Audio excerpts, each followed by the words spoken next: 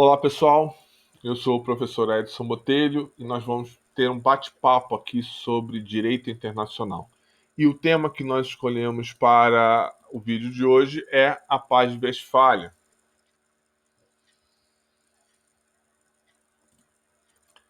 Bom, a Paz de Westfália então é formalizada pelo Ato Geral de Westfália de 1648, justamente numa região da Alemanha, né, que leva esse nome, e aí as nomenclaturas podem ter formatos diferentes. A doutrina aceita, né, vários desses formatos, em duas cidades chamadas Münster e Osnabrück. Essas duas cidades que ficam nessa região vão sediar as negociações, de um lado católicos e outros protestantes que não se mantêm no mesmo lugar nessas negociações. Então saem desses lugares aquilo que depois vai frutificar no Ato Geral de Westfália de 1648. Bom, a Paz de Westfália, então, ela vai finalizar uma guerra de 30 anos, de 1618 a 1648, dentro do Sacro Império Romano Germânico, aquilo que é a Alemanha de hoje, tá certo? Bom, o que vai acontecer nessa guerra é o seguinte: nós vamos ter uma disputa religiosa entre os reinos que compõem o império, tá certo? Então, o que nós temos? Um império formado por vários reinos, centenas de reinos. Esses reinos vão adotar religiões diversas do rei. Isso, em um determinado momento, passa a ser aceito, mas o conflito acaba persistindo e, em determinado momento, aquilo vai eclodir na guerra, tá certo? Então, uma disputa entre reinos católicos e reinos protestantes, e entra nessa história também o rei. Entra também nessa história outros reinos que têm de alguma forma interesse: Espanha, Inglaterra, a França, que é um Estado unitário, no formato que vai existir após o Tratado de Westfália, né, vai ter interesse dentro dessa guerra. Então ela envolve a Europa praticamente como um todo, né, ainda que ela se reduza ao espaço territorial daquilo que é a Alemanha hoje. Bom, isso vai ter um resultado terrível. De 15 milhões de pessoas, aproximadamente, uma estimativa, né? Na época que habitavam essa localidade, 3 a 9 milhões morreram. 3 a 9 milhões de mortos. Pessoal, atentem para o seguinte: a Primeira Guerra Mundial, nós vamos ter cerca de 9 milhões de mortos. A Segunda Guerra Mundial, 90 milhões de mortos, se dá 300 anos depois. A gente está em 1648, chegando a 9 milhões de mortos. A violência é brutal, a forma das guerras, dos conflitos entre eles, né, entre as armadas, já é muito brutal, mas isso se vai para as cidades, né, para o campo, em que, por exemplo, muitos dos mercenários contratados para essas guerras vão se utilizar dos roubos, dos furtos, da violência, da escravização para se manter, né? Estão na guerra para poder fazer isso. E aí, o outro efeito é o declínio econômico, que toda guerra vai gerar um declínio econômico, e não vai ser diferente em 30 anos consecutivos de conflitos com um genocídio tão grande. Bom, o tratado, então, e aí é um marco fundamental dentro da história política, né, de formação de Estado, de teoria geral do Estado, é a Paz de Westfália.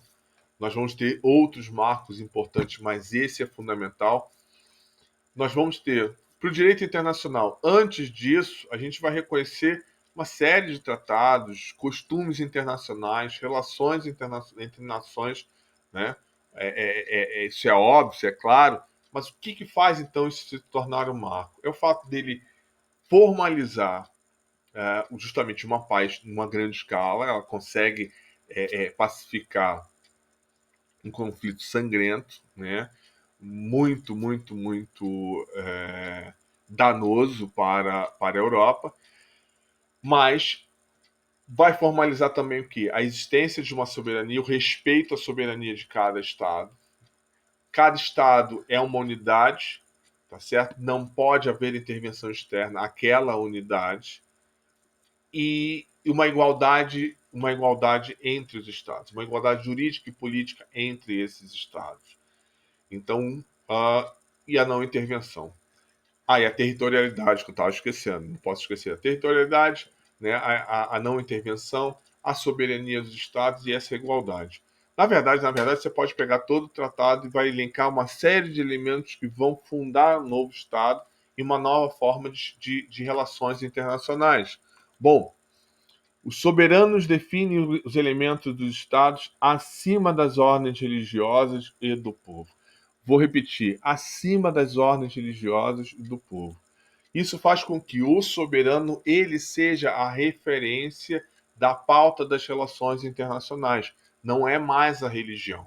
Vamos pegar um exemplo: a França, Estado unitário, lá com Luís XIV, ela vai nas suas relações apoiar os estados protestantes. Notem, ela é católica. O rei é católico. Então ele deveria estar apoiando os católicos, mas não vai o interesse da religião, vai o interesse do soberano, que em tese é o interesse do Estado. Né? Ele diz: o Estado sou eu, l'État c'est moi. Então ele está dizendo: o Estado sou eu, então o interesse dele é o interesse do Estado, não importa a religião, importa o interesse dele. Então a gente vai gerar uma laicização dentro dessas relações internacionais. O Estado, então, ele é pautado na soberania.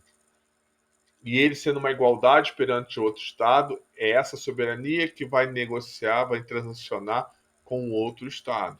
Isso muda as relações internacionais, formaliza essa mudança. Né? Além de mudar, ela formaliza essa mudança. E aí não importa a religião. É bom a gente apontar, né, meus amigos, que a gente vai pautar as relações internacionais no interesse dos Estados até chegar à Segunda Guerra Mundial, em que a gente começa a mudar as relações internacionais no sentido de universalização. Então, dá uma olhada ali, não importa a religião, importa o interesse do Estado.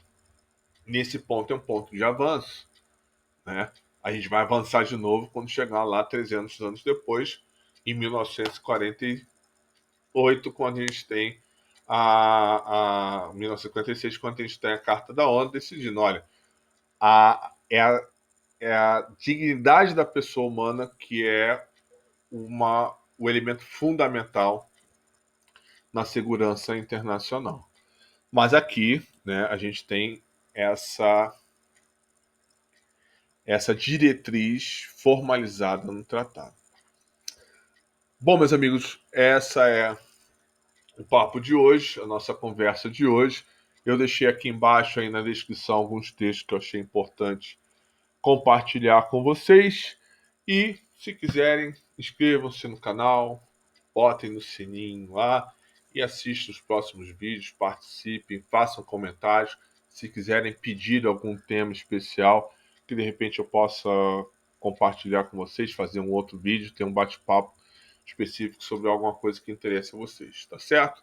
Bons estudos, um grande abraço, se cuidem.